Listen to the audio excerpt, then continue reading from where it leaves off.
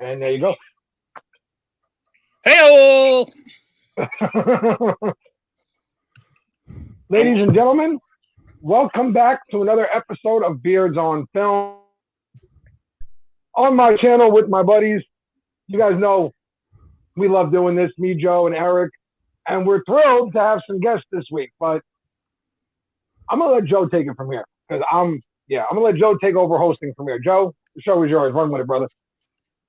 Okay.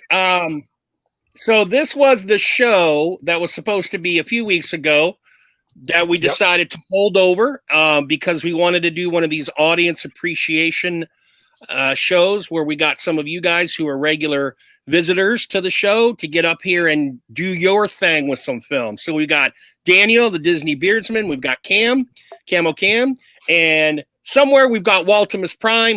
We're hoping to pull him in sometime soon. So what's going to happen is we kind of paired up. Daniel paired up with Joe, Cam paired up with Eric, and I paired up with Walt.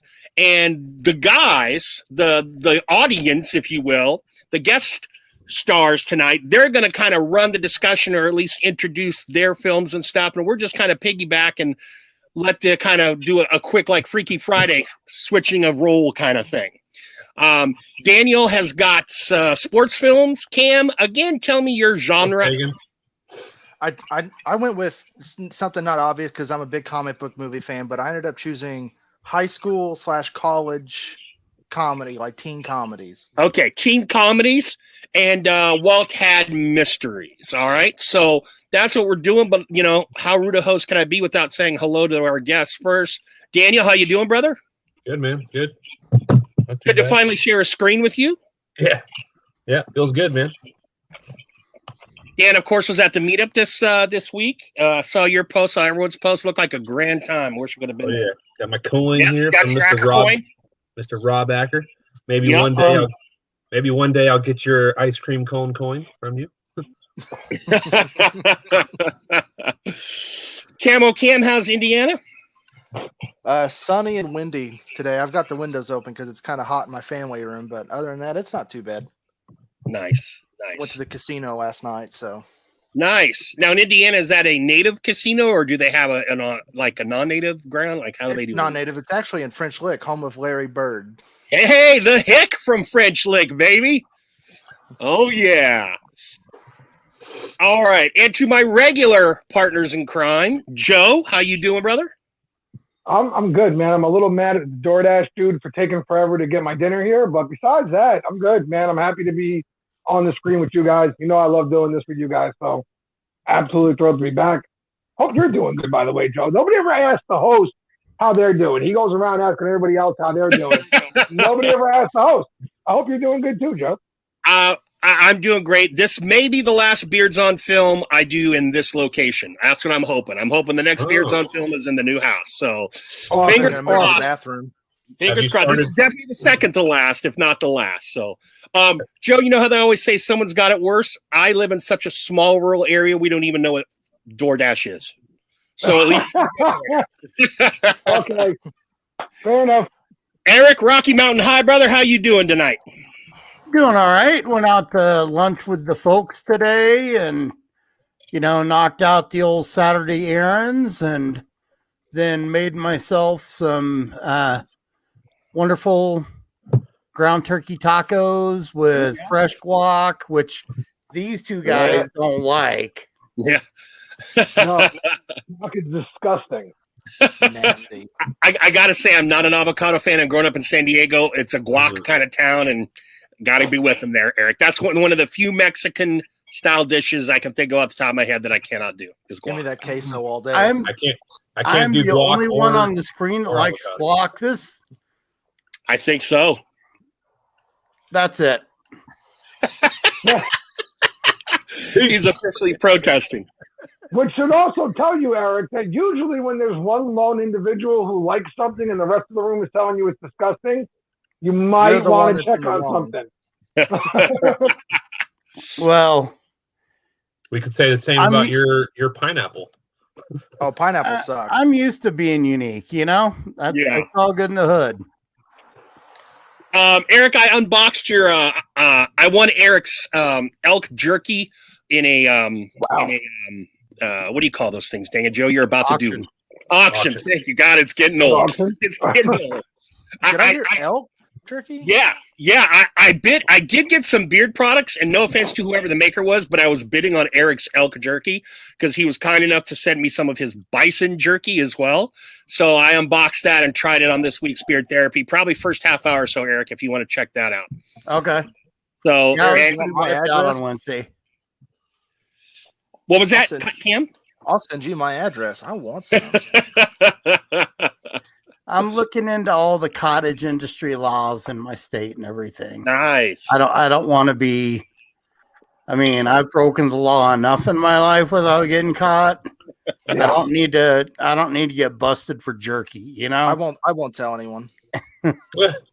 Snitches get stitches. Yeah. I don't understand what the big deal is, Vato. Everybody's got. I promise you. Again, we're gonna move on because this is about the films tonight. But I promise Right. you, all these things that happen are because of Johnny Grooms. Just go back and check. Johnny has caused all this shit in my life. Just saying.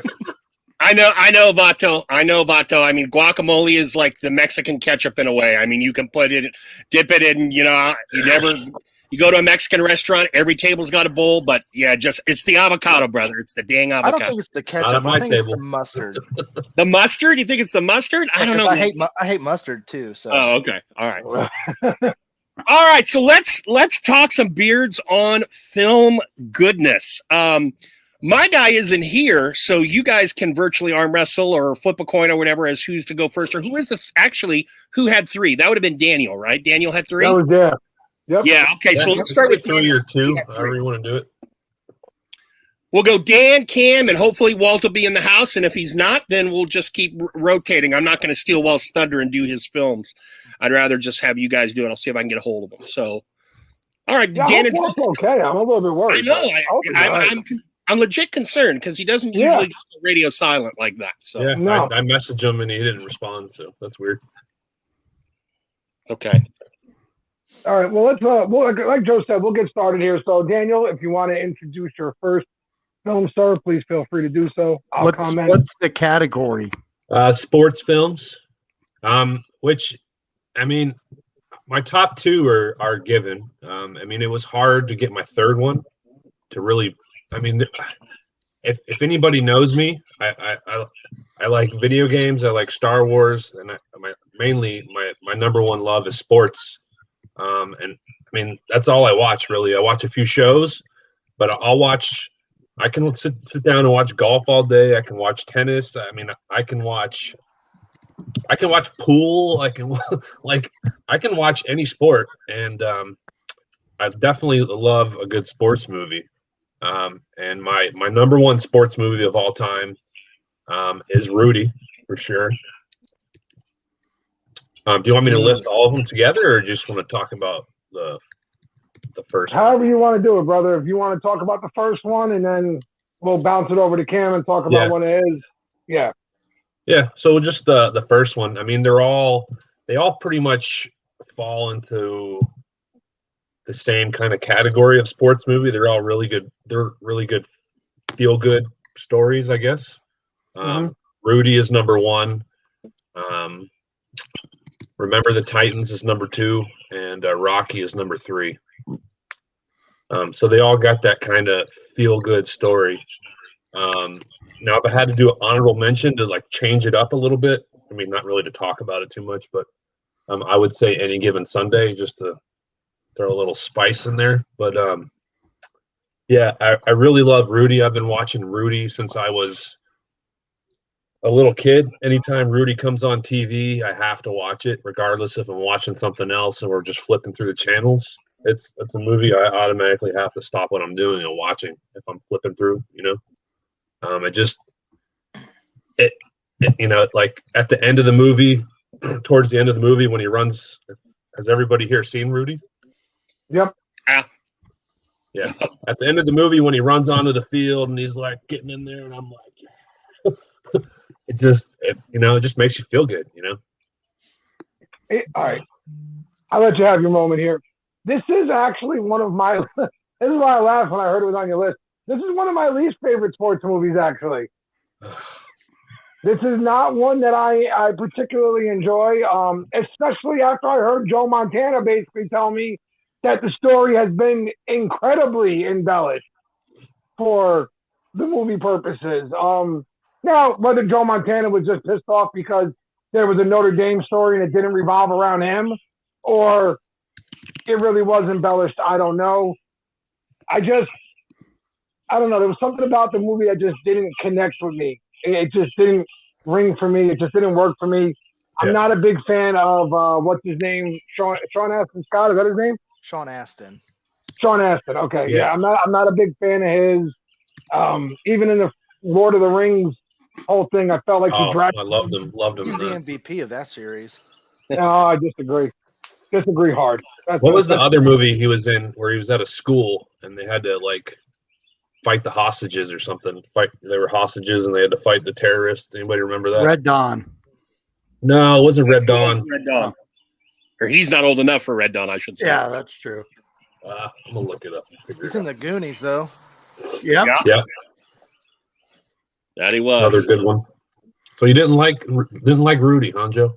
It's not like I hated it. It had its moments, whatever, that everybody can appreciate, and I get it. The whole story of he walked on, he busted his ass, and made it to Notre Dame, and then he finally got his shot. But the kid kind of pissed me off through the whole movie, honestly. Like, he's getting like straight A's at Holy Name College. You're a freaking nobody, and you're getting a college education. Now you've gotten 2 years at Notre Dame under your belt, and all you're doing is bitching. You're like 5'2". You're lucky they even let you play on the practice team. Okay, relax. Toy Soldiers, it's called. Toy Soldier. Yes, Oh. I remember that one. Thank And you. you Yep. would think with me being from Indiana, I would have watched Rudy by now, but Yeah, no kidding. I haven't. I just for some reason I Lewis. just haven't. Louis Gossett Jr. was in that with him. Yeah, my one of the coolest things I thought about Rudy was it was Jon Favreau's first movie, Did not know that.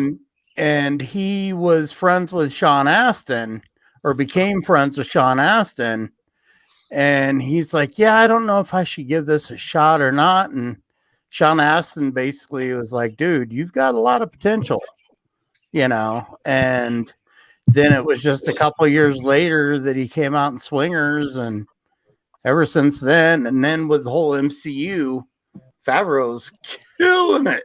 Yeah. Yeah, he is. And his chef movie too, Eric. Yeah, Chef. It was Uh-huh. it was great, man. I really liked that one. Yeah, Favreau's performance aside, I'm still not a Rudy fan. Sorry. Daryl Heinrich says, Joe, you don't like it because it was a good film. If that's what you want. Listen, everybody's got their own taste, right? I mean, movies are so much like beard products, it's not even funny. Something that Joe loves, I could think is the dumbest thing I've ever seen in my life, right? Well, Rudy just doesn't do it for me, boys. I don't know. It's one of those movies that every time it's on, I watch it and I go, I know I should like this movie. I know I should like this movie. Nope, I still hate this movie, and I wind up changing it. I just can't do it. I think it's a movie for a younger age, or just a person who is of an eternally optimistic nature. I am a cynical prick, so Yeah, thank you. So I tend not to like those kinds of movies.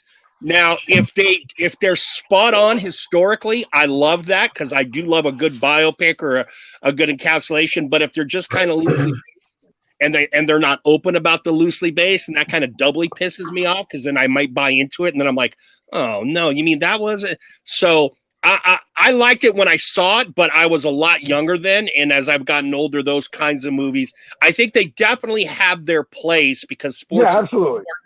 and those kinds of stories are very important, because they go across all sports. You have Rudy's in all sports to one degree or another.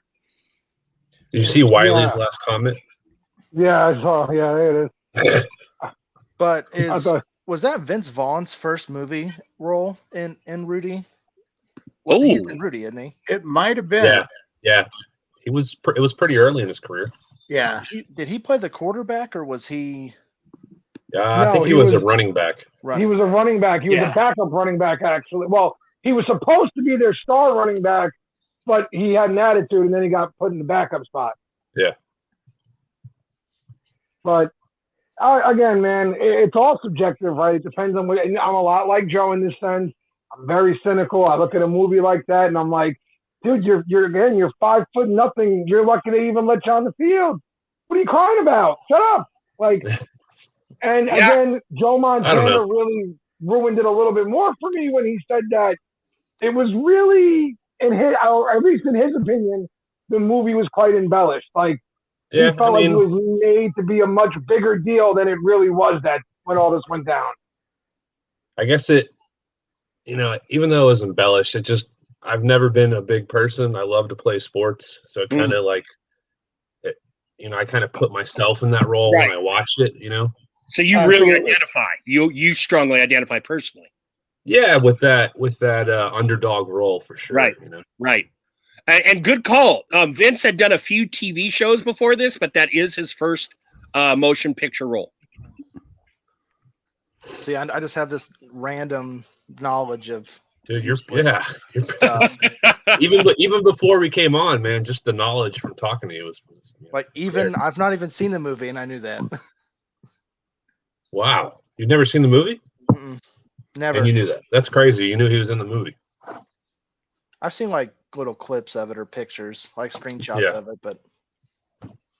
All right, well, that was Disney's first film, and we obviously, as my partnered up, man, we disagreed on the first film.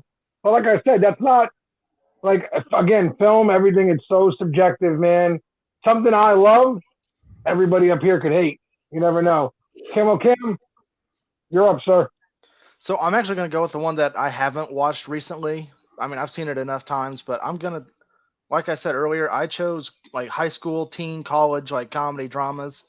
So, of course, my first one's going to be The Breakfast Club. How is it? Like, it's got to be that. It has to be. It's one of my all-time favorite movies. Great cast. And it's got easily the most memorable theme song that you don't know who sang it. Exactly. And that's it. Like the Holy themes. crap, who does sing it? Simple Minds. Simple Minds. Yes, that's it. Is it? Okay, because he just blew my whole brain up right there. I was like, holy crap, he's right. Who the hell does sing that song?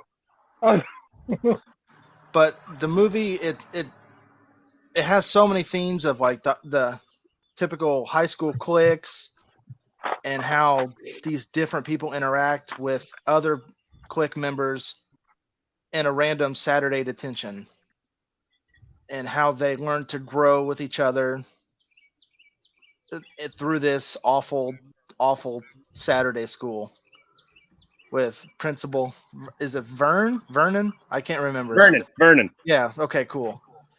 And just the iconic dancing scene about 3/4 of the way through. It's so good.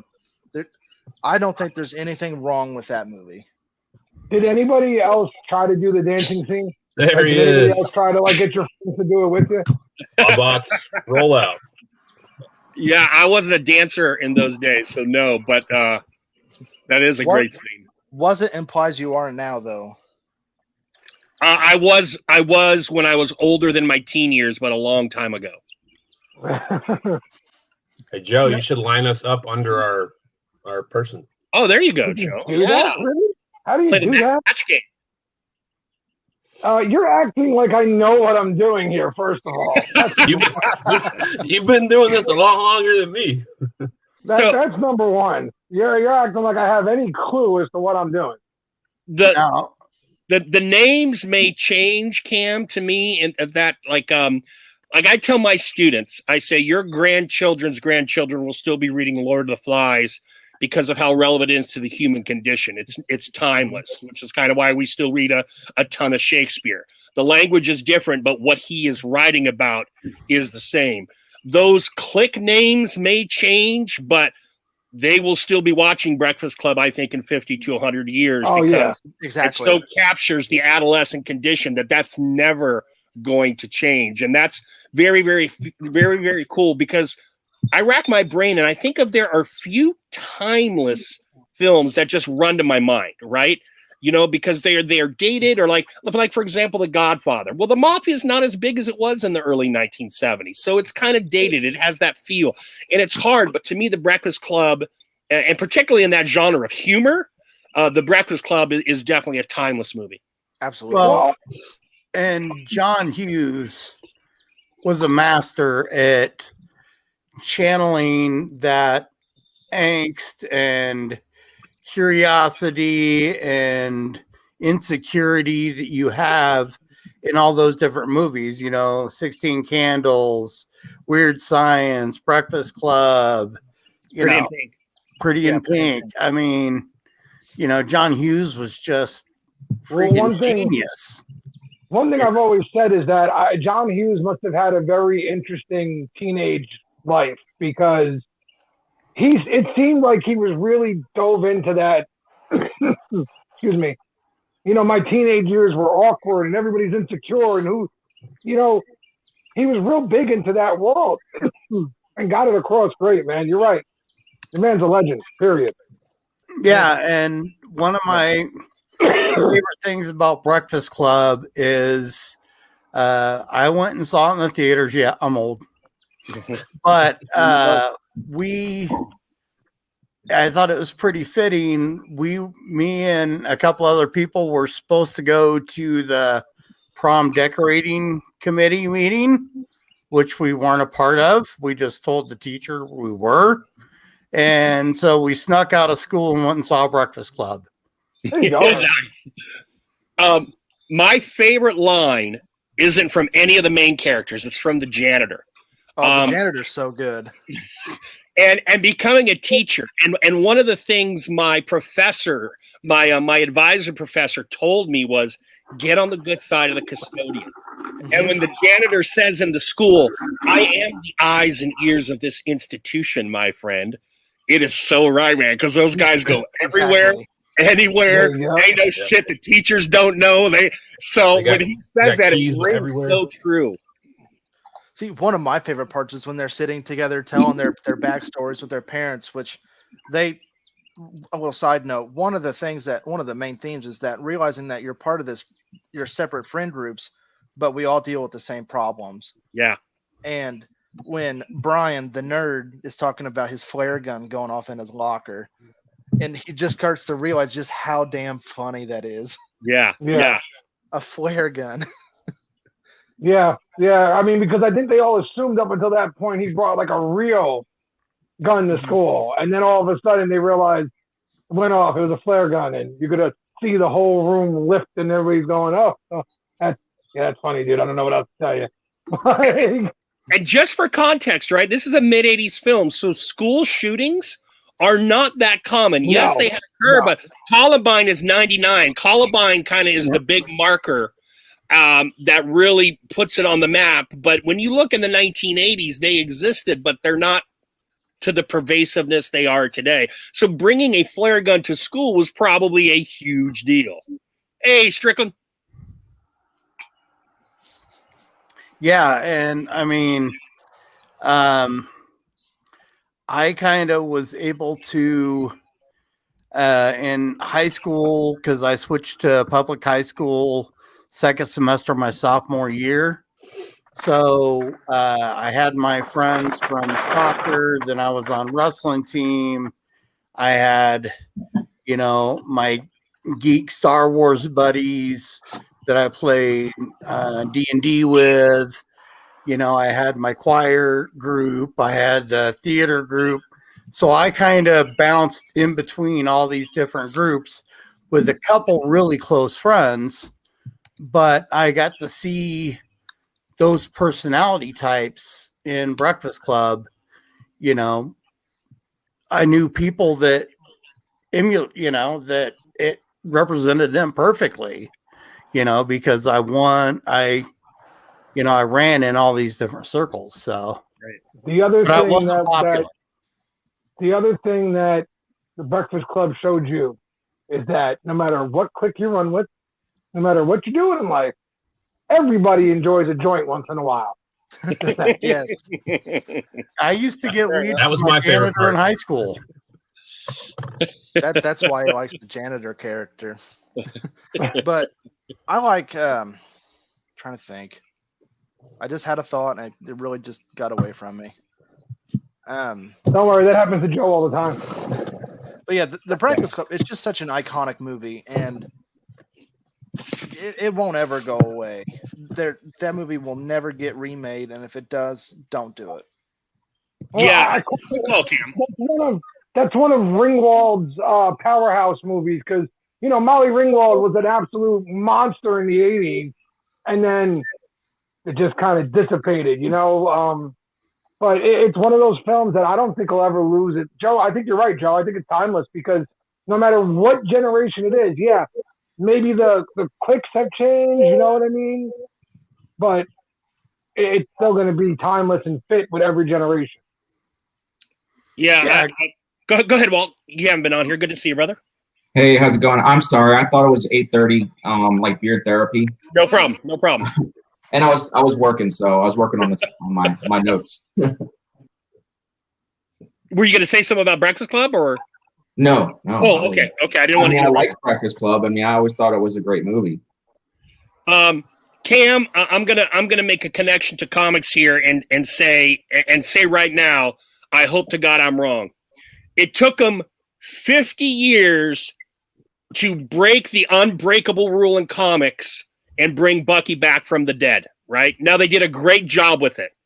They did a great job. We got the Winter Soldier, so it worked.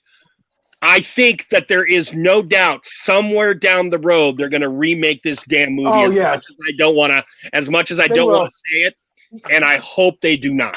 See, and They remade Footloose when there was no reason to really do it. Okay? Dirty Dancing.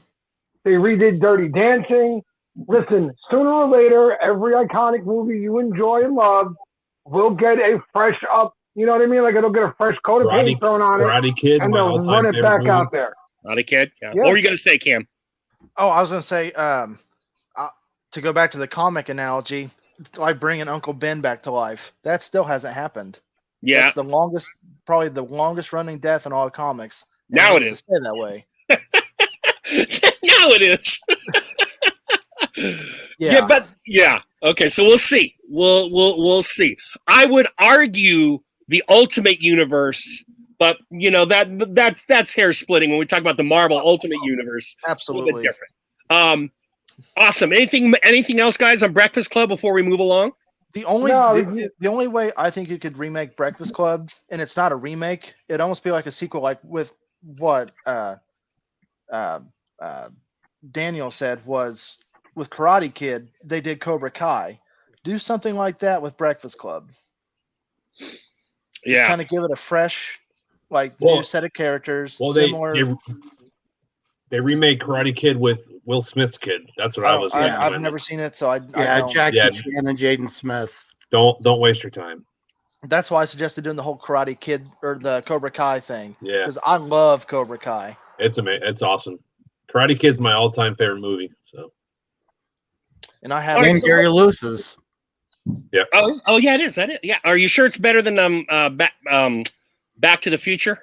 Does he like that one more than Back to the Future? Because Yeah, Karate Kid. Yeah, he I said, believe Karate Yes. Kids is number one. Okay. Those are like pretty close for me as well. Let's do Walt, then go back to Daniel, and then come back around this way. Since we did Cam's first. Cam, you only have two, right?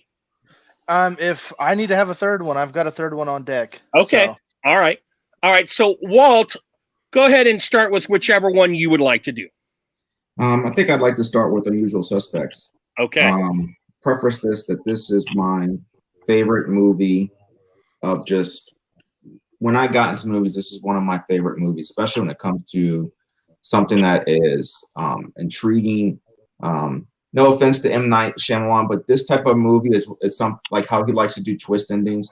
This is something that M. Night Shyamalan could ever dream of possibly doing, but he just doesn't have the skill to. Let's just put that's how good this movie is in my eyes.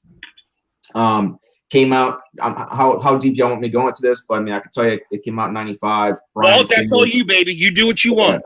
Bryan Singer was the director.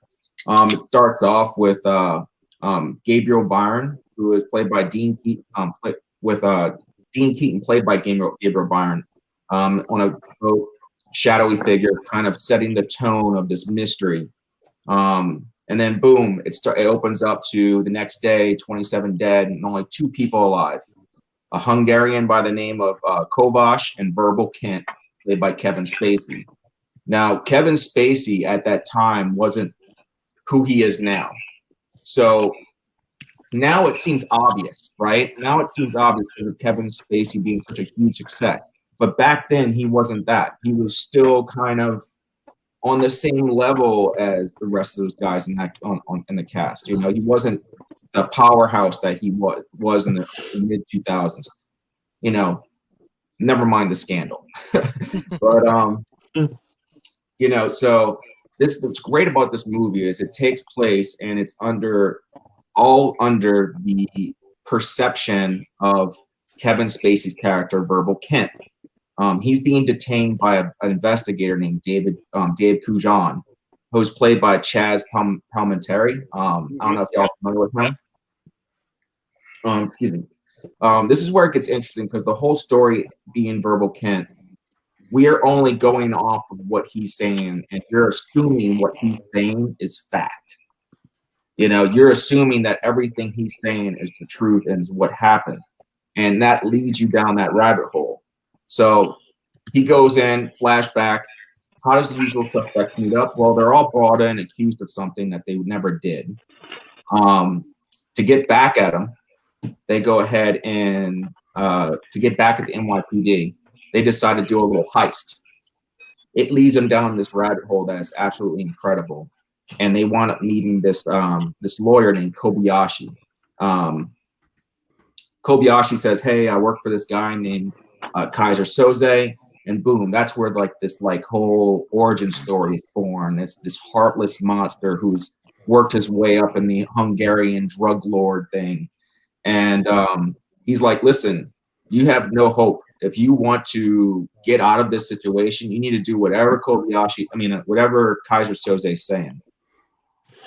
So they go ahead and do this last job they're hoping, which is to destroy $91 million of cocaine on a boat. You know, so essentially that's where it ends, and we pick up is everyone's dead. There's only 2 people alive, Kovács and Verbal Kint. And Verbal, so the detective, Dave Cujan, the whole entire time had it out for another guy, not Verbal. He thought Verbal was a nobody. It kind of also centers around this guy that is Dean Keaton, who's played by Gabriel Byrne. So he's kind of he's a criminal, but he's kind of like he's got some more ties and everything, and they have a lot of eyes on him.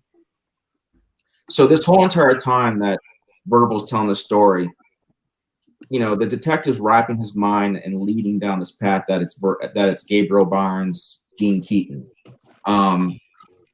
Verbal eventually admits, yes, it is Dean Keaton. Keaton is the one that's responsible. He is the one that made up all this stuff with Kaiser. So Verbal refuses to testify or do anything like that. So they let him walk. Verbal's walking down the street.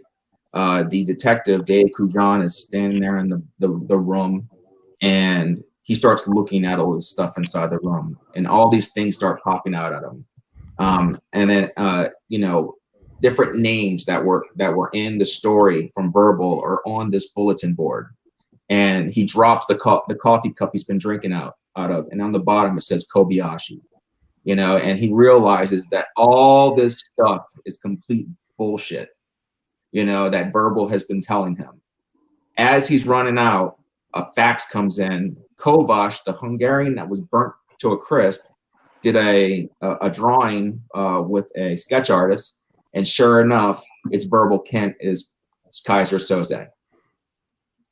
And sure enough, as Kaiser Soze is walking, he gets into the car, and he hops in the car with the man who is supposedly Kobayashi. The whole entire time, I never touched on this, but the whole entire time, Kaiser Soze or Verbal Kent is talking and doing this, he is faking being with, I think, Parkinson's. Some sort of physical disability. Yeah, physical disability. So he's setting the tone that he's the weaker of the group. Yeah. You know, that he could never be the guy. So between the telling of the story and his physical actions, it just leads you down this path that everything that Verbal is telling you is real. And at that twist, when you find out that Verbal is really Kaiser, it's a masterpiece of actually how you would write a film, do a twist ending, and not make it corny or cheesy. So it is my all-time favorite movie, and that's just, I couldn't imagine anybody topping that type of that twist ending. You know, that's it. For me, oh, Eric, go. No. Then Joe. okay. I was gonna say for me, I was so close to putting this on my heist movies list because it's one of my all-time favorites as well. You know, Kevin Spacey went on to win Oscars, and you know, before the whole scandal and everything. One for this one. Yeah, he did. Yeah. And he you know, just the writing in it, the cast, Benicio del Toro, that accent or dialect he put on that was almost indecipherable was freaking hilarious. And Kevin Pollak, he used to come through Comedy Works when I worked there, and I talked to him about how fun it was making that movie, and he said they all got along great, and it was just, you know, he loved being a part of it. And if you've never seen Kevin Pollak stand up, he does some of the best impersonations there is. I like his impression of Jason Statham. Yeah, Walken's probably my favorite of his, and especially the bit where he talks about calling Christopher Walken and leaving a message in Christopher Walken's voice. Great bit. But yeah, the whole movie, amazing. Go ahead, Joe. Yeah, no, I didn't like it. Maybe, and here's the honest part of me, right? I saw this movie when I was about 14. That was the only time I've ever seen it. Yeah. I might not have honestly understood the damn movie back then, honestly. And I tried to watch it again because I knew Walt had it on his list, and I could not find it anywhere for free, honestly. So Really? I didn't get a chance to watch it again. So I can only go back off of what I watched when I was 14, when me and my dad watched it. And do not get mad at me right now because it's the truth. God loved my father and all that, but my father fell asleep during every movie you ever watched with him. Okay. So you had to combat the film with my father snoring, which, it made a film like that difficult to follow because the man snored loud enough to wake up the three houses next door to us. So I think it might have been a combination of those things, but it just didn't work for me, unfortunately. But Walt, I will give you this. I will watch it again soon, sir, and we'll talk about it then. I promise you. Sounds good. Couple things. Christopher McQuarrie won the Oscar for Best Screenplay because it is such a good screenplay. And what Walt was talking about there is what we call in literature as well as film. It's called the unreliable narrator. And what happens is when you have an unreliable narrator, if it's done well, it will F you as an audience because you buy into your narrator. The psychology of writing and people consuming the writing is to get you into the palm of the unreliable narrator's hand because the writer knows somewhere down the road, probably near the end, he is going to fuck you by twisting and making you go, ah! But it's always good stuff, right? It's always good stuff. You're right. Now, one other thing about this movie, it had an amazing ad campaign with the phrase, "Who is Kaiser Soze?" Right? I mean, this was in, I think it's 96, 97 when this comes out. This was the phrase of that summer or fall or whenever it was released. And that ad campaign really helped build, because at this time you got a bunch of guys. Walt kind of mentioned it.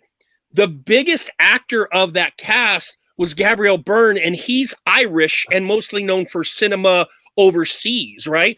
Benicio is just starting off. Kevin Spacey is just starting off. Stephen Baldwin is barely known. Alec is known, but Stephen isn't known. Pollock is a stand-up who's getting an acting gig. So you have, and Spacey is new. So you have this big cast. There's no main name to drive it. So it was really kind of this sleeper hit.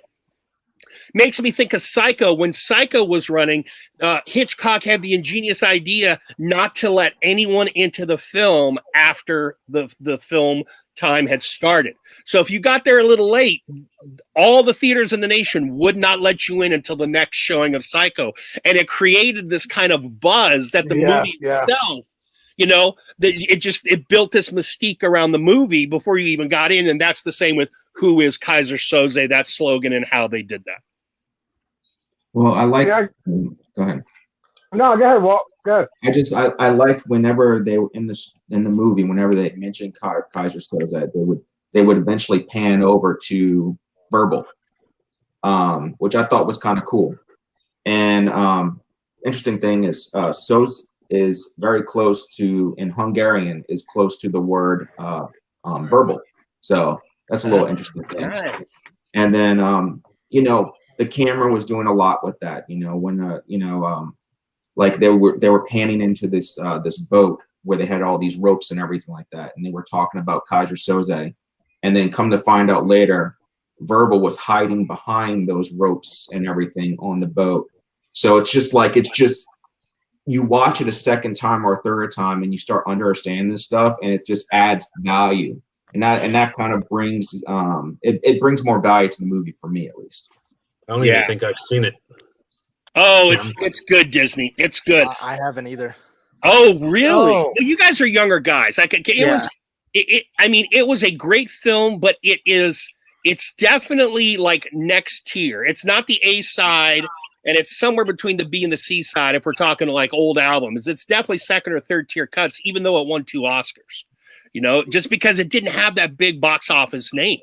You know, there was no one attached to it. Spacey was like maybe 5-6 years. I mean, I forget when Glenn Ross was out, but that was an early film of his. But his motor was just running, and then in 5 years, I think he does American Beauty and wins the Best Actor. He won supporting for this one, you know. So he's just starting to get his engine running. So I can see how it might have slipped through your guys' cracks, because it's. I wish it had a little bit more status. But I'll be honest with you, Joe. It is tricky viewing, and I would say an older Joe would definitely much more appreciate it than a 14-year-old Joe. That's my thought. I saw this when I was younger, and again, God love my father, but we're talking about a man here who, when we went to see Bad Boys 2 in the movie theaters, fell asleep and snored so loud that the ushers came down and asked us to move. So, like, get that man trying to watch a movie when he was in there snoring, it was rough. You know what I mean? It's the kind of movie you got to follow what's happening, and I just think it was a lot that went to it. I would love to watch it again. I just didn't get a chance to find it this time, but I will definitely give it a shot because I like Walt and I trust Walt's word. So if you're telling me it's good, I'll watch it again. Last thing I want to say, the reason I highly recommend it, because I love good writing, it and Seven were pretty close to the same time in release, and they had 2 of the most unique screenplays that you would ever see. This one for how Walt talked about the unreliable narrator, and Seven, because if you saw Seven and you know how Seven ends, they just don't do that shit in Hollywood. Hey, Chad, what's up, baby? So they just don't do that shit in Hollywood. And those of you who haven't seen Seven, watch it soon, because I'll be doing a film bits on it in May, starting in May, I think. Very good.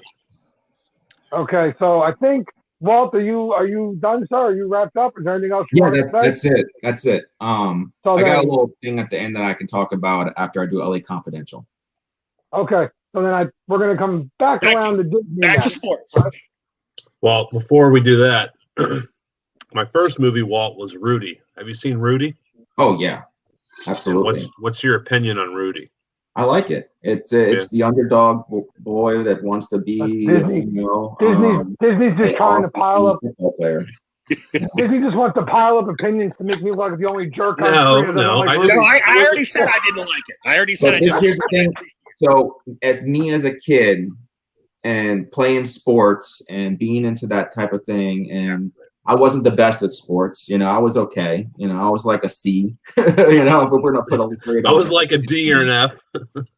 So when I saw Rudy as a kid, I was like, yeah, that's awesome. To see somebody who is not this superior athlete be able to do something special in sports. So I liked it. Very good. So All right, my Disney, you want to go with whatever's next? Yep, my next movie is Remember the Titans. Another movie. I'm guessing why the look Joe doesn't like. I didn't say a word. You don't have to. I can see It was all that. body language and posture, brother. It was the I didn't Yeah. say a word. Yeah, I just. No, you could wanted have done this. And it would have been the same exact thing. Pretty much. this too. It's just. I mean, it doesn't really have the same kind of. I mean, it has the feel good story to it, but in a different way. It covers a big issue with still, relevant in the country, with race, and it involves football and one of my favorite actors of all time, Denzel. I love any movie Denzel does for sure. Yeah. But yeah, I don't know. I don't know. I'm not as detailed as everybody else up here about the movies, but All right. I really enjoy it. My favorite thing about Remember the Titans is the soundtrack. Here we go. Excellent soundtrack. Listen, Denzel, fantastic as always. I rarely see a performance of his where I'm like, man, he just phoned that one in. No, Denzel always brings it, always puts forward a good performance, right? So I can't say I don't like the movie. I went to see it for the first time in the theaters with my brother. A lot of hype was around the film when it was coming out. A lot of us wanted to go see it. And I'll be perfectly honest with you, the very first time we saw it, we were quite intoxicated. I didn't really remember it. But I've seen it quite a few times since then. No, I didn't remember the Titans at all the first time. Not at all. But That was a good one. I've seen it quite a few times since then, and it's a good film. I don't really have too much of an issue with it per se. My problem is some of the actors that were in it I didn't really care for. Like I can't remember his name right now, but the individual who got hit by the car and he winds up paralyzed. Oh, that's The Gary. linebacker. Yeah, he ended up playing Opie on Sons of Anarchy. That is Ryan Hurst, I think. Yep. Yes. Okay. Ryan Hurst. Ryan Hurst is amazing in certain roles. All right. We've seen this. He was not built to play the linebacker for Remember the Titans. Just my opinion. It wasn't him. I didn't like it. The other one I didn't really care for was the running back, Petey. Every time he talked, he gave me a headache. But Mr. besides, Smiley. it was a good movie overall, I guess. And then also I'm hearing, once again, maybe I'm a little bit too much like Joe in these aspects. I like when a movie has historical elements tied to it, I want it to be true to that history then. I want it to be true to those details. And now you're hearing that maybe the movie wasn't as true as you would have liked to the details, and maybe they embellished things to make it a little bit worse. There's I no don't maybe, know. Joe. They did embellish it. It was based off a true story, but a lot of the film was fictionalized. I talked to Gary. I was on live with Gary today from Chesapeake, and he said the school is based on was only like 20 minutes from his house, and he said they're even trying to change the name of the school. I don't know, because of, he said, cancel culture, but yeah, It had a pretty normal name. I was just looking at it. I don't know. The name was T.C. Williams. Chad did just put up a great line from Denzel in that movie, though. I don't scratch my head unless it itches, and I don't dance unless I hear some music. I will not be intimidated. That's just the way it is. Nice. Chad, remember that one. That must be a film he likes. Also, another one I liked in that movie, though, another line from Denzel was, "You're overcooking my grits, coach." I think that was Or no, the one that he's talking about, his family being the youngest of his family with 12 brothers and yes. sisters, and they all looked up to him. And then the other coach looks at him and he goes, "You had 12 brothers and sisters? 6. Yeah, 12 sounds better. 12 sounds better." So And again, I'm not going to sit here and say I hate the movie. It's just it feels like one of those Disney movies to me. I know that Disney is kind of funny, but it feels like one of those Disney movies to me where it's feel good story, plant actors here, and let's just run it out. And I don't know, just not one I would go out of my way to watch, but it's not a bad film. My favorite actor from that movie was Ethan Suplee. If you don't know who he is, he was in My Name is Earl. His biggest role was probably American History X. But if you follow him on IG, the dude is completely ripped now. yeah, Yep. He's got a podcast and very inspirational story. And you know, he was big. Yeah, If you saw Mallrats, he is the guy staring at the painting. Big, heavy set, like overweight dude. You see He him was also in today, Boy and Meets you're World. like, wow. Yeah. What? Night and day. He was also in Boy Meets World and The Butterfly Effect with Ashton Kutcher. Yep. And Yes, a he small was. minor role. That was a I great can't movie. help it. All I can think is, you dumb. That's not a. It's a sailboat, not a schooner. Yeah. A schooner is a sailboat, dummy. That's all I But can think. but yeah, I mean, the soundtrack was amazing. If it comes to football movies that are very loosely based on reality, my favorite of those is We Are Marshall. Great That movie. one's very It was accurate. pretty close to the top 3. I'm a Matthew McConaughey did really good. I'm a Well, big fan it's of more Glory close. Road. It's more close to actually what happened Right. than most of these other movies. That's just in my Yeah. opinion. I really liked Glory Road with Josh Lucas. Yeah. Yes, that was a good one. I like that one a lot. That was the basketball one, right? With Yes. Texas. Have you Texas seen Western. the one that came out last year? Is it last year with Ben Affleck? Oh yeah, that was really good. That was about Coach he's Carter? a recovering alcoholic, Yeah. or he's still an alcoholic in the movie. Yeah. The only Ben Affleck I've seen in a while is Justice League. So So I I'm believe sorry. Disney's done, which means I'm coming the wrong way here. We're jumping over to Camo. So I'm gonna go with the one I'm most comfortable with, and that is I'm kind of combining 3 movies into just kind of one, just real quick, and that's the original American Pie series. Okay. I love those movies. We're talking American Pie 1, 2, and I'm gonna go Reunion? 1, 2, and Reunion just to stick Okay. with the my original topic, because those all happened during like school, college, and then like their high school reunion. Okay.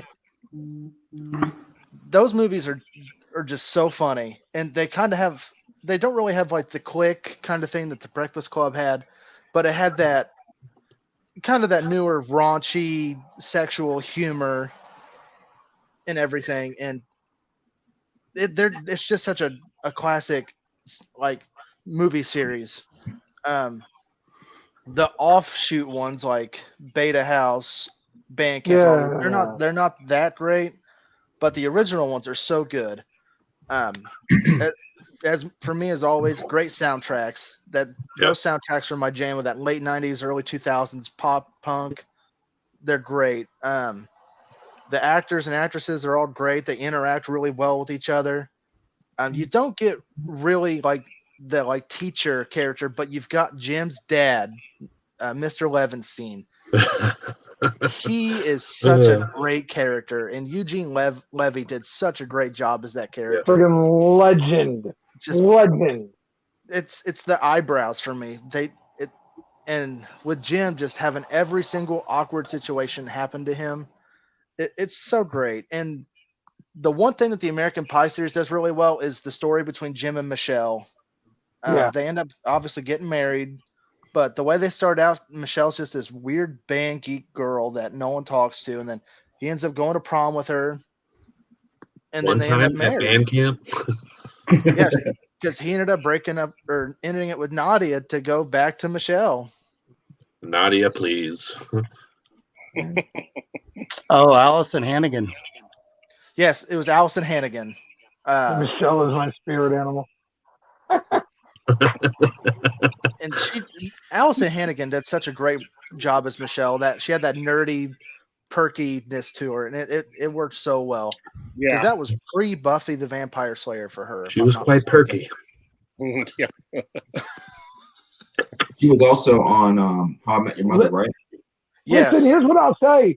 She single-handedly made every high school kid in America. I was in high school when this came out.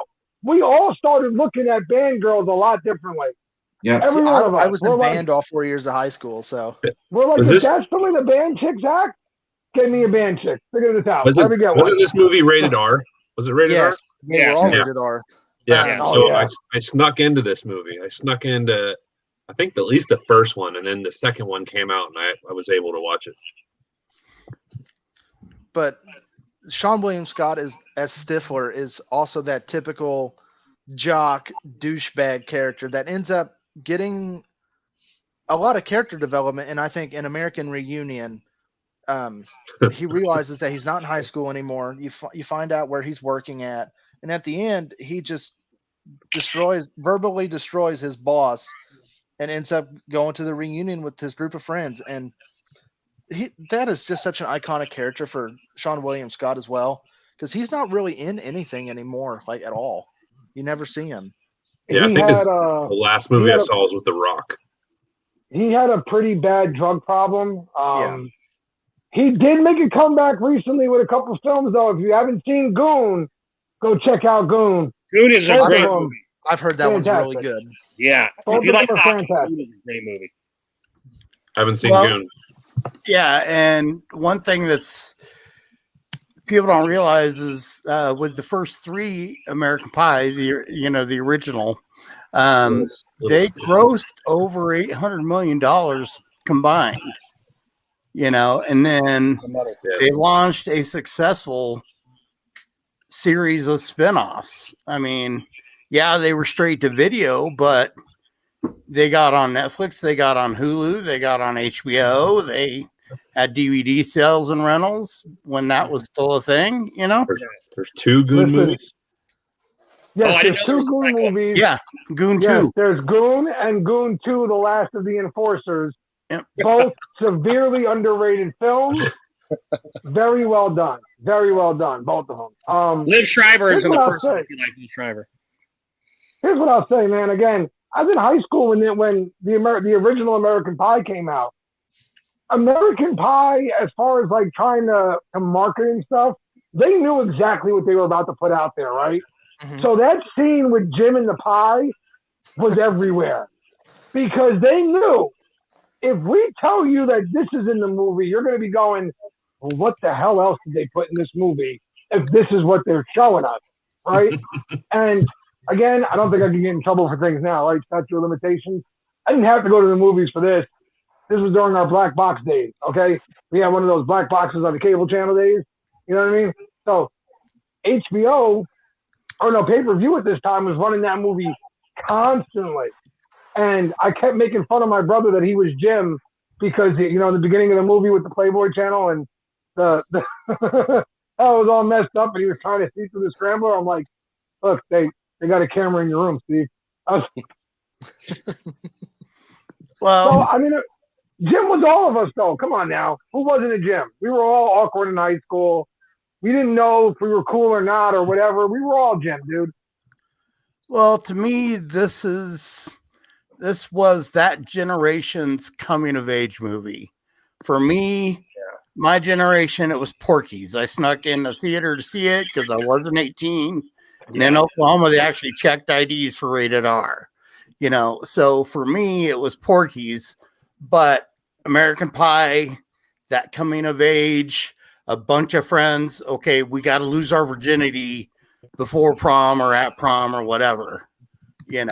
I mean, and I don't know of one that's come out that's been as successful as it since then, but it's something that every generation is going to have that movie of 3 or 4 high school friends wanting to lose their virginity together. And I saw one recently about it's called The List.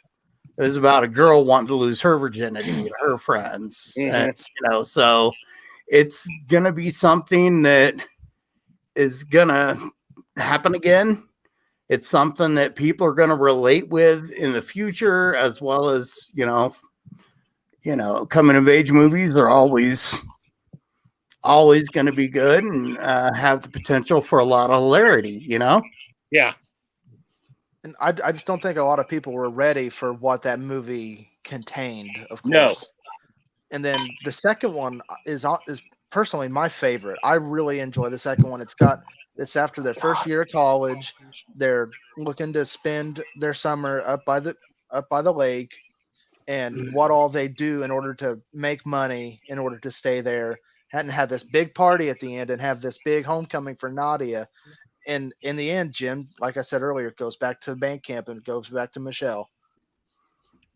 Oh, that scene with him and the trombone.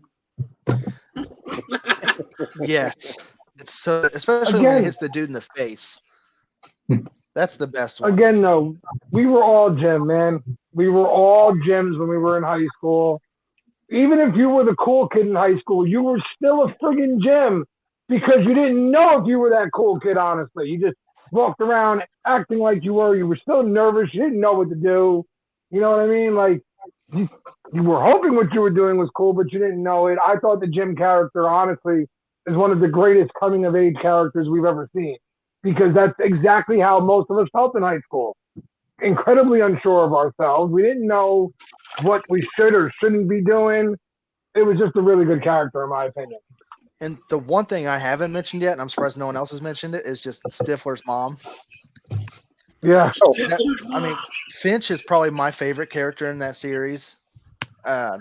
He starts out by lying about his reputation and all that. Yeah. And he ends up with Stifler's mom. And then, spoiler alert, in American Reunion, Stifler gets with Finch's mom. Was that one of the first times we were introduced to the term MILF? Yep. Yes. No, Yes. It was the That's the coinage. that's its coinage. Yeah, absolutely. MILF. And that was from John Cho, who went on to be in Harold and Kumar. Great movie. Back in my And then they ended up bringing him back I in American wouldn't know Reunion as anything the same about that. character. Yeah, I absolutely love those movies, and I just can't say it enough. Just those soundtracks, they're just so good. I listen to them to this day. All like Sum 41, Blink 182, they're all just great. I'm sorry, Chad said it. Chad said it, so I had to throw it up there. Like, I mean, you're not going to get away with saying that in here, and I'm not going to throw it up on the screen. He really snapped into that Slim Jim. Like, you're not going to say it, and I'm not going to throw it up on the screen. You typed it. I'm going to throw it up there now. It's a great combination of movies, though. I love that whole series. It's just, I was just in high school in that area, so yeah, I get it. The first one came out in '99. I was 7, Okay. so that's dating me. So Wow. Yeah, was I was 32. in high school in '98. I was 16. Yeah, 16. I was 16, I think. But that kind of started No, me wait, as 15. I'm 36. Like, How old was like the raunchy You're comedy, like 14. like that. Like it went from that to like old school, and then like like it evolved, from that point of like the guys having sex with the pie to Well, when is Something Will About Ferrell, Mary? It's right around that time, right? When is that released? that was 98. yeah, Yeah, 98. Okay. yeah. Yeah. Okay. So Jism as hair moose, and you're getting that. Whereas in mine and Eric's day, if we saw some bouncing titties on the screen, that was a victory, right? Yeah. So it was more about the physical back in the 80s and stuff, and now 90s into 2000s. Now we're getting in more into content and the comedic effects of things that no one would have dared mention 20 years before, kind of thing. Oh, for sure. Yeah, Which is cool. Porky's, I did that. Porky's with the shower scene where the guy slips his thing through the hole in the wall into the Through the girl's peephole. shower. Comedic gold. And that's when if I remember right, did the teacher that grabbed it and was pulling Yeah, on it was the big burly Like the female gym teacher. gym coach. Yeah, the gym teacher. Yep. Thank you, It's been Suicide. ages since I've seen Porky's. Classic. Yeah. All right, Cam and Eric, anything else on Pi? 1, 2, and whatever? No, I'm good. Just great all around series. I love it, and I actually watched the first one today, so I can't get enough of them. They're so funny. And for me, Eugene Levy will be the star of that whole series because I've liked him since SCTV was on the air. Yeah. That's where I discovered him and Martin Short and Andrea Martin and John Candy and Rick Moranis and all those guys. And Eugene Levy, recently, his son was hosted Saturday Night Live. Schitt's Creek I think it's hilarious. And I like how Eugene Levy has his daughter and his son, and he and his son created it. Yeah. You know, he's used his talent to help give his kids a boost into the industry. And I think that's pretty awesome. You all can get upset at me out in the audience, but Levy is one of those guys I never thought got the props he deserved, because I'll take some Levy comedy over Chevy Chase any day. I don't think Chase is that funny of a guy, and I like Dan Aykroyd, but I'll take some Levy comedy over things that Dan Aykroyd has done or written any day of the week as well. I wish he had gotten more props when he was a little younger, because it seemed to me he hit his the people started finding out about and loving him much later in life compared to those other names I mentioned. Yeah, Best in Show was unfortunately his big coming out party. You know? Mm-hmm. And that was 20, 30 years into his career. Yeah. And he was already very established. It's just, a lot of those second SCTV people, are competing with Saturday Night Live, and, it didn't last. But I mean, you look at some of those characters that were created on SCTV, freaking timeless. Yeah. All right, let's go back to Walt's second. Go back to some more Kevin Spacey. Go ahead, Walt. Kevin Spacey? Oh, well, you know what? I always get these two films confused. My bad. I will backtrack. My bad. Oh, yeah, Kevin Spacey. Okay. All right. I was thinking we're doing not Mulholland. Confidential. LA Confidential. LA Confidential. Yes. So I don't know if I should be going this deep in now, because I feel like here, Walt, if you don't want to do like the whole plot breakdown from A to Z, you don't have to, Okay. Well, I'll just talk big picture, whatever you want to do. Yeah, I'll talk big picture. So essentially the movie revolves around three men, because they actually put their names on the screen. LA Confidential had Russell Crowe, Kevin Spacey, and Guy Pearce. Three awesome dudes. You know that they're right off the back. These guys are the crux of the film, because they're the only ones that get their names on the screen. In the beginning, each guy has their own kind of honor code. And just how they go about being an officer. Three very, very different officers. One is Russell Crowe's named Bud White. Typical ego, cowboy, anger, protector of women, do-gooder. Jack Vince's Kevin Spacey is all about image, how he looks, and wants to make sure that he is very, very superficial. He likes the Hollywood scene, so he's feeding information to Sid Hudgens, who's played by Danny DeVito, who is a typer of typing up these rag newspapers about gossip. And Kevin Spacey, Jack Vince, is even consulting on a Hollywood TV show. So he's very, very into image. And then the last is Ed Exley, Guy Pearce, straight-laced, white knight, Wrong is wrong, right is right. There's no gray area. His father, who was also a cop or detective, was murdered, and they didn't know who he was, the person that murdered his father. So Ed actually nicknamed him Rollo Tomasi. It was just a fictional name that he gave the guy who killed his dad. And he felt like the Rollo Tomasis out there are the guys who get away with it, and they need to be stopped. So that's why he became a police officer. As this movie evolves, these guys' codes start to change. They work with each other. They realize not everything is so black and white, that it's not about serving whether you want to try and move up in the world like Ed, or if you want to be on screen like Jack, or if you want to try and find and save the girl like Bud. It's about justice. Just plain and simple. It's about justice. And as you go on and they get into the investigation, these three guys work together.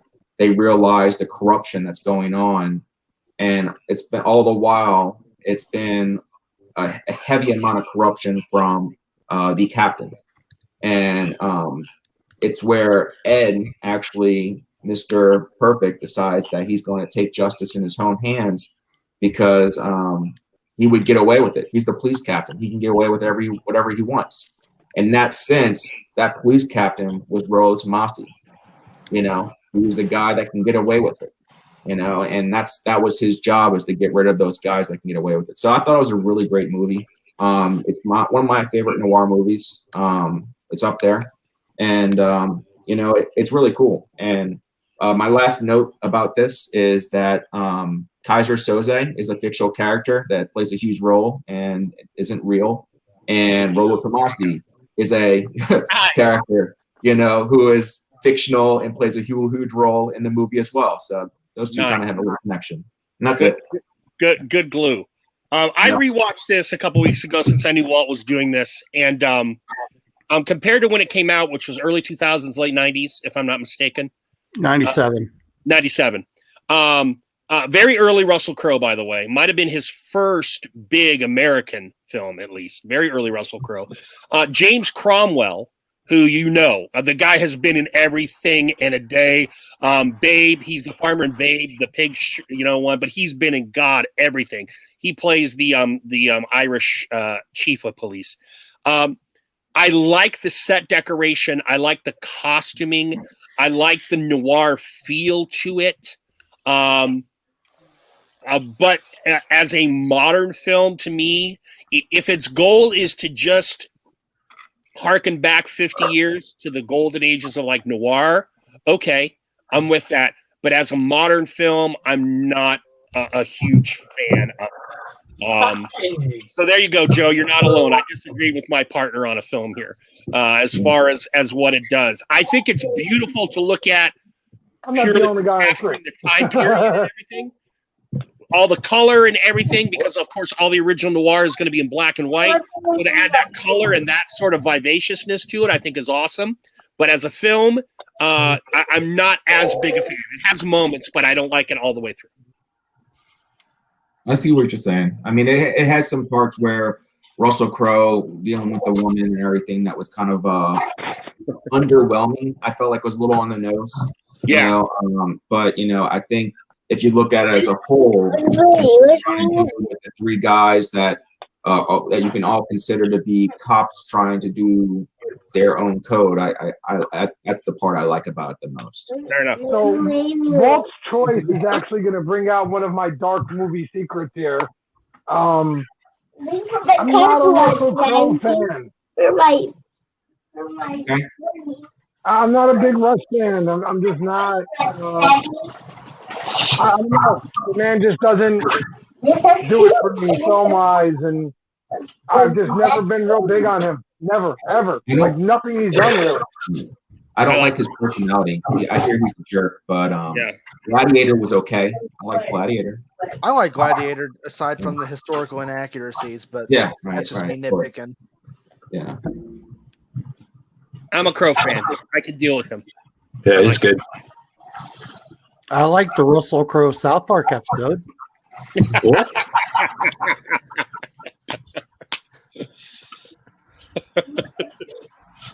Cinderella Man was good too. That is Yeah. also a good one. Very good. He's awesome in the 310 to Yuma remake that we talked about on here. a while ago. A Russell Crowe movie that a lot of people don't know about, Virtuosity. Has anybody heard of that? Heard I've of it? heard Never it, but I've seen not seen it. No. He plays a bad guy that basically he's a criminal, and they are uploading different criminals serial killers profiles to help police train in a virtual reality environment, and he escapes the virtual reality. Let me see who the other co-star is, but it was a sci-fi movie. Just a second. Sorry, my son.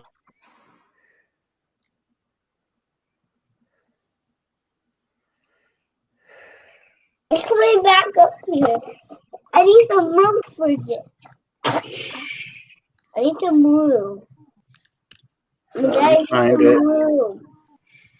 I need to move. Connor, we'll go out there and show mommy. No. I'm almost done, okay? We'll bud? move on in just a second. I just want to check one thing. real quick. Hey, I'm almost I done, want to help you. Connor. Please. Where is it? Where is it? There it is. Okay. All right. So here's what I will say, Walt, is I get Mulholland Falls and Mulholland Drive mixed up a lot. Mulholland Drive is the genius one that everyone raves about, made by David Lynch.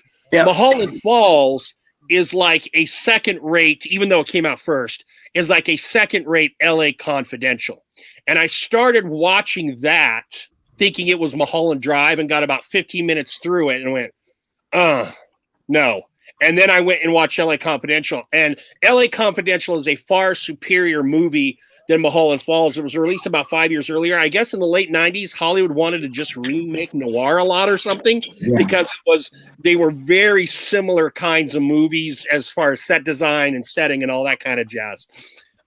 So it beats out at least its closest competitor as far as a good story and good movie and good characterization. That one was just poor. Well, the set design was interesting because they made a point because Los Angeles now is very cluttered, and LA back then wasn't as cluttered. So they had to do shots and they had to do things to make it look like 1950s LA. Yes. And that's difficult. And they wanted to make sure it wasn't too on the nose. So your typical noir, you think every guy's wearing a fedora hat, and walking around, and just that's not what they did. They had some hats in there, but it wasn't like it was over the top and everybody's wearing like an old style, 1950s, like they're trying to force it on you, It was subtle, in my opinion. And they even kind of dipped a toe into certain things like race issues and stuff at the time, So I do appreciate that they were trying to give a realistic feel, perhaps, of LA at that time. Joe and Disney, let's finish it off with the final sports. So my final sports movie would be Rocky. Joe hates this one too. We're good. We got it. We're good? Finally one you like? We finally got one here. I'm like, we're good. Let's go. I mean, it's like the ultimate underdog story, I'm sure everybody here has seen Rocky. Yeah, you better. If you're Rocky Italian, you made doubly me- have better. Rocky made me believe that I could be a boxer. Yeah. So Sylvester Stallone owes my family probably about $10,000 in broken nose bills from the hospital. Just saying. I mean, besides the first one, I would say number 4 is probably my second one. I like 3 Yeah. a little bit more than 4. Yeah, 4 well, and- yeah, 3 was good. It had Hulk Hogan and Mr. T. Mr. T. Mr. T, right? Yeah. To this day, If I put them Stallone in is- order, like all of them in order, you know what I mean? Yeah. It would be 1, and then actually I would go all the way up to Balboa. Like when he came back and did Rocky Balboa. Yeah. I loved that one with the actual boxer Antonio Tarver in it and stuff. Yeah. Then I would go 4, 3, 2, 5. I did not like 5. Yeah, Yeah, sucks. five was probably the least favorite out of all of them for sure. 5 felt like a bit of a money grab, maybe by Stallone. Like the studio wants something. I don't know what to make. You know what? Let's just throw another Rocky out there. It'll make some money. That's the way it felt to me. Yeah, and he was the guy he fought in that movie was actually a really good, fairly good boxer. Tommy Morrison. Yeah, had to retire because of AIDS. Yep. Yeah. John Wayne's great nephew or whatever the hell it was. Yeah. I'm one of those that thinks that Rocky IV ended the Cold War. So Yeah, and I'm thinking it's too jingoistic and propaganda-y. That's the whole thing that turned me off to it. And they killed damn Apollo, and I love Apollo Creed. Yeah.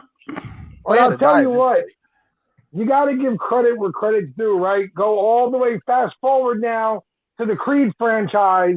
They did such a beautiful and seamless job of tying Rocky IV into Creed 2. Like, just seamlessly, beautifully done, bringing back the Dragos. And listen, Rocky might single-handedly be the greatest sports franchise in history. It's hard to find something that's better than Rocky. That's a Yeah. I can't think of another really sports franchise. The only one that might have been close, and it's not going to be very close, might have been like the Bad News Bears because it had a bunch of films. Yeah, I wouldn't. Yeah, But I know off what you the mean. top of my head, I can't think of another one. Forget about Mighty Ducks, yeah, I was going to say Mighty Ducks. Yeah, there you go. and they just brought Yeah, that back. Yeah, They got a did. series on Disney Plus. I think the difference is this. I think the Rocky movies are more of a real life drama. He just happens to be a boxer. You know what I mean? Like, I don't think they're really based around him being a boxer. He just happens to be a boxer. It's more about this guy who, when we first meet him, really is essentially a friggin' bum. I Like, gotta find. Well, that's because I guess- Stallone was a bum. He was broke when he submitted that screenplay in. yeah. Yeah, he was And- doing porn to make ends meet. Oh, That's where he got the there? Italian Stallion name. Yep.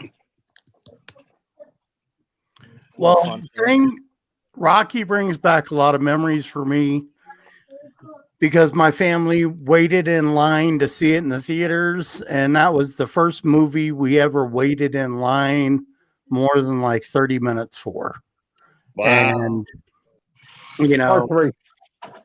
and I remember waiting in line for movies. That was crazy. yeah. Well, we had one movie theater in Hutchinson at the time, and it had 2 theaters. So, megaplexes didn't exist in rural areas back then, yeah, Rocky, lot of memories around, family, and really enjoyed it. The only thing I was surprised about with Creed 2 was where was Bridget Nielsen? She was in it. Was she? She was in it. She made 2 appearances. She was in the crowd at one point watching, and then at a dinner with her son and Drago. Oh, okay. She didn't she wasn't a big part of it, but she was a part of the film and an integral part to show how far Drago had fallen down the social rung, if you will, since his loss to Rocky in Part 4. He fell so far down that he did an Always Sunny episode. Yeah, she was in Creed 2. And yes, Wiley, Gary is correct. The answer to your question is the third Rocky is the one where he bought Paulie the robot butler. I don't even remember that one. God, I just remember Clubber and Hulk. I don't remember the robot butler. Holy cow. Well, the third You don't one's remember when Paulie trained it to talk sexy to him? No, I saw that in the theaters, Joe. So it's been 30 years plus. Yeah, it was playing music when it would drive right around. Hey Joe, I got. Can I show some pictures? Any way you could put me full screen? I want to show a picture. Yeah, sure. Hold on. Well, with the third one, that's when his original coach, played by Burgess Meredith, died. There you go. Yeah. So I went to Philly. We took a trip there to see a soccer game, and then one of our stops. We were there literally only for a day. I made sure I wanted to stop at Absolutely. Yeah. It's like a must. Hey. That statue is huge because look, I'm 6 foot, and I mean that's Yeah. got to be like a 9-foot statue. Yep, that's a big one. I mean, like I've never been in the area of the statue, but if I ever am, I'm gonna have to go see the statue, and I'm gonna have to run the stairs. It's like a must. Yeah, Yeah. I did. I ran the stairs, and this is one of Now- my favorite pictures I've ever taken. I'm 230 some odd pounds now, and I smoke almost a pack a day. So running the stairs is gonna be interesting, but I'm still gonna do it. Just don't trip on One the more. stairs. One of There's- one of my favorite things, and I don't remember if it was in 2 or 3 There's when the they speaker. were showing Rocky making a commercial or talking about making a That commercial was in for 2. condominiums. Yeah. When they were talking about him doing an ad for condominiums, and he's like, "I'm not going to do an ad for something I don't use." Yeah, yeah. By the way, Never Rocky moved it. 9 Oscar nominations. Yeah. 3 wins, director, picture, and not best actor because that was Stallone, and not screenplay because that was Stallone. Those might be the only 2 Stallone Oscar nods he's ever gotten. I can't think of another one, like even a nomination. Yeah, but so he wins, he loses. But He it won- was editing. I think he won Best Supporting Actor for Creed, the original Creed. Oh, okay. So now I you know what think that he might have won. been a gimme. Okay, I'd have to look. But we've been talking soundtracks earlier. The Bill Conti score of this film, I think, really puts it on the map. It's got so many notes that I can still remember, and I saw that 40 years ago in the theater. So or even more than 40 years ago. So I'm only 37. a perfect score for that movie, and a great memorable score. And then Eye of the Tiger just caps it all off. Like the ultimate workout song. And ultimate montage song Yeah. for many a movie when the kid's working out to get ready for something. Yeah. I always like the training montage from Rocky 4 when he's in Russia and to Hearts on Fire. That's Yes, such a good training montage. He should have kept Well, the I mean- facial hair. One thing you got to give Stallone, right, is when he finds out something works, he doesn't break the formula, man. Okay, Rocky movies, a little bit of drama, ups, downs, lefts, rights. All right, now training montage. Now get Rocky in shape. Rocky kicks ass. We go home. Everybody's happy. Done. Print. Give me the next one. Well, and interesting how Barbado just mentioned soundtracks. Our next episode is going to be on my channel where we're talking movie soundtracks. Yes, Ooh, that'd sir. be a good one. Plug. All right, Cam, did you have a third film tonight, sir? Yeah, I have a couple that come to mind, but I've always been a big fan of 10 Things I Hate About You. Okay. Julia Stiles and Heath Ledger. Yes, Yeah. that was pretty much Heath Ledger's breakout role. Of course, this is pre-Joker. This is actually the role. I think he had one role in between this one, and he played Gabriel in The Patriot. Yeah, that was a good. Which, aside from Awesome it, role. minus the inaccuracies in that movie, that is a fantastic movie. But you got a young Joseph Gordon-Levitt, and then I always forget the one girl's name. She's actually, it's got like a Russian name. Julia Stiles' little sister.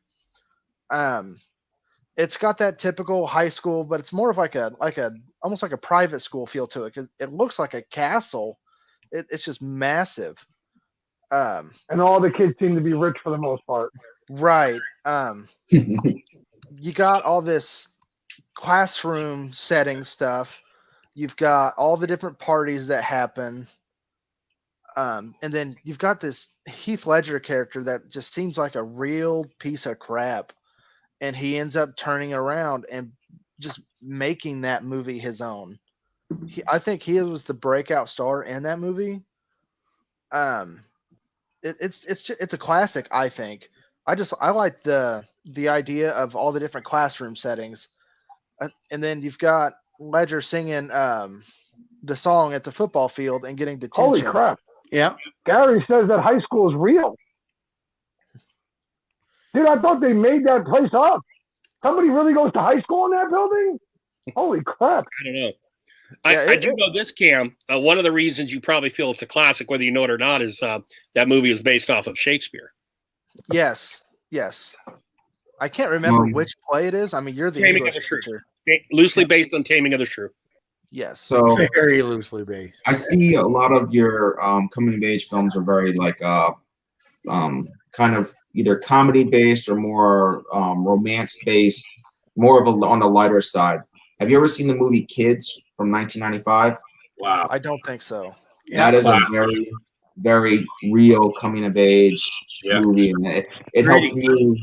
It impacted me for sure. It's definitely one I recommend you check out. I'll put that on the list. Yeah, Kids is. Yes. I thought it was kind of gritty, but I really enjoyed it. Yeah. Yeah, Very gritty. Thank you, Joe. I'm glad I'm not the only person who thought this. Every Yeah, time I said this out loud around my friends, And I don't like every time I said Blow. that out loud around my friends, they were like, dude, she's not that pretty. I'm like, you guys are nuts. I don't know what the hell's wrong with you guys. When she was dancing on the pool table, when she was a little lit, If you want the surprise. Yep. And then she flashed the detention teacher who just happened to be her soccer coach. Yeah, she's hot for sure. But yeah, I can't say this enough how Heath Ledger just was so great in that movie. It's unreal, I think. I mean, you could definitely tell that there was something about that guy. You knew he was going to break out. oh yeah, And there's multiple performances throughout Ledger's run in the early years before, I guess, what you would call his real breakout performance with The Dark Knight, which unfortunately was his last real performance. But that was the one that got Ledger like the acclaim and stuff. But before that, man, there's so many, like A Knight's Tale. He was absolutely amazing in that film. Like, Yep. again, The Patriot, he was great as Gabriel. There's just so many you can point to with him. No. You guys He's drink it very all. underrated. See, and I I've agree, not Joe. seen it. I honestly don't plan on seeing it, but Brokeback Mountain, him and Gyllenhaal, from what I've heard, it's a great movie. I mean, I just won't watch it because I'm not into like movies like that just in general. But from what I've heard, that movie is fantastic. it was. And Anne Hathaway shows her boobies. So that's like bonus. Yeah, Like, Eric was trying to tell you it's worth watching, and even if it's not, you get to see some free boobs. Hey, Catwoman boobs. best thing in life's free. We need a boob counter in the top right corner. Work on that, Joe and Erica, for your channels. Get the boob counter going. That'd be great. I'm on it. Hopefully it's all even numbers. All right, guys. Any fun? Oh, Requiem for a Dream, Chad. I got to tell you, there's another one. Jennifer Connelly does it for me. I'm a dark hair, dark eye kind of dude. Yes. Connelly in That's that part movie. of my Oh, WTF. Jennifer Connelly I don't ever know. since Labyrinth, because we're right around the same age. And But- then but- career opportunities Mhm. for riding the little nickel pony Gary's on it.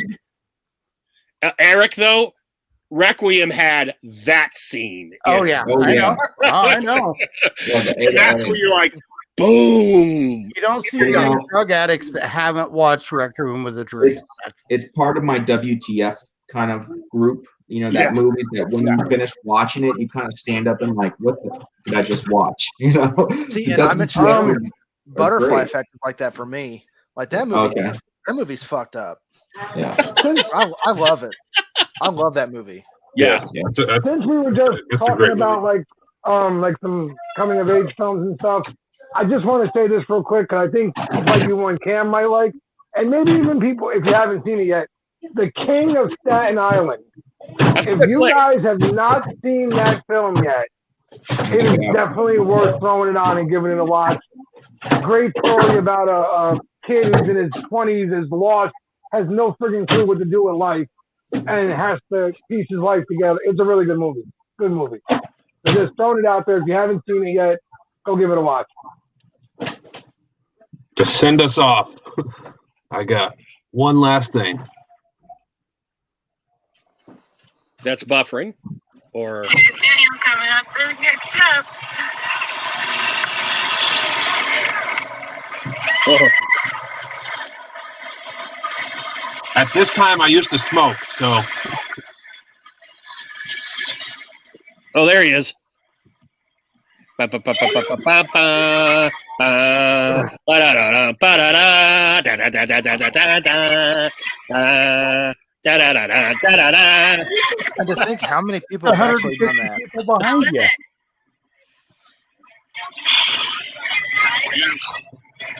look at that baby face. Yeah. Hey, listen, you said you used to smoke at that time. Good for you, man. I'd have stopped halfway up the stairs and been like, hold on. Yeah, I need I used to smoke I need a a pack a cigarette day. break real quick. I need a cigarette break real fast. I'll finish in a minute. I ran my best 2-mile time in the Army smoking 3.5 packs of straights a day. What's going on, Rob? Chad, yeah, check it out, dude. Rob, sorry you're getting here now. We're just getting ready to wrap things up, actually, but it'll be up on the channel, man. Go back and watch it if you get a chance. We appreciate everybody who came in tonight. Well, oh, as always. wait. We have an important announcement. Let's not forget. The dude below me is now part of the crew. I wasn't kicking us off yet. I was just Oh, I letting thought know you were that we kicking us getting off, so- ready to. Not yet. Oh, I was okay. just saying, like, Rob, he just got here. He might be sitting down, going to Okay. get popcorn, getting ready to watch. And I'm like, dude, yeah, we're getting ready to wrap it up, dude. Sorry. I just wanted to let him know. But, yeah, we do have a cool announcement. Absolutely. Waltimus has agreed to come along with us for the Beards on Film journey. So we welcome you, brother, and we thank you for joining us. Thank you. Appreciate That's it. really cool. I love It's movies. going to be man. awesome. This is my world. You know, big movie fan. Yeah. Essentially, Walt started talking with us, and he's like, hey, these guys are as big of a nerd as I am. This could be fun. Yeah. I'm home. See, and Yeah. I found my people. Yeah. All right, so See, I'll be next honest. week, because we're doing this hopscotch now, remember, or not next week, 2 weeks, Eric's channel, Sober Chef Eric. All right, we're going to his channel, and we're doing soundtracks. All right, so the four of us will be there, 8 a o'clock tough one. p.m. Eastern. Cam, Disney, I want to thank you, Walt. Although Walt, you're a guest tonight, but not a guest anymore. I want to thank you guys for doing this. I hope you enjoyed it. I'd like to do it again. We'll see if we can with different faces on the screen, doing audience appreciation. Thank you very much for showing up and hanging out. It was nice to have you guys on here. well, thanks for Yeah, having thanks, me. guys. If Thank you you, end up Wally. doing a comic book movie episode, let me know. That's the reason I didn't choose comic book movies is we'd be here for another hour. Right. Those are my jam. Those are So- my jams. We may have to do a special marathon at night where we do those. Yeah, because that's all of that. That's mine and Joe too. We're gonna be here for a while. Yeah. Like that. That's gonna be a rough night. Or maybe if instead of doing multiple movies, we all pick the same movie and just dissect it, kind of like what Joe does with his movie film bits. Some bits. Yeah, we could do that as well. Definitely something that we will put in the to be done thingy-mabob space. We're not gonna not visit comic book films on here, Cam. I will definitely get a holler on you. And maybe I'll be on here and we won't mention Jim Cornette. Let's get into it. Let's show them something. Say hi, everybody. I say show them Okay, Chad. something. Good to know. Thank you, Bushy. Thank you, Casey, very much. Yeah, guys. Thank you to everybody. You know, we know it's Saturday night, man. You got a lot of other options you could be doing right now. So if you took any time out of your night to come hang out with us, even for a few minutes, just drop by and say what's up. We appreciate it and we thank you all very much. Like Joe said, 2 weeks over on that man's channel right there, Sober Chef Eric. We'll be doing the soundtrack episode. Looking forward to it, man. It's going to be a rough one. That's going to be hard, I honestly. love my soundtrack. I got my two, so none of you guys better steal them, you sons of bitches. I've I got think I got, so I big. think I got one of my two. I think. We'll see. I don't know. But we'll get there. All right, guys. Again, to my normal buddies who are always on here with me, always a great time, guys. Love doing this. Thanks for coming on. To our guests, Disney, Camo, thank you. And Walt, you were a guest. Now you're part of the crew, man. Can't wait to see you next time. Absolutely. All right, guys. Have a good night. All right. We hope you guys come back for the next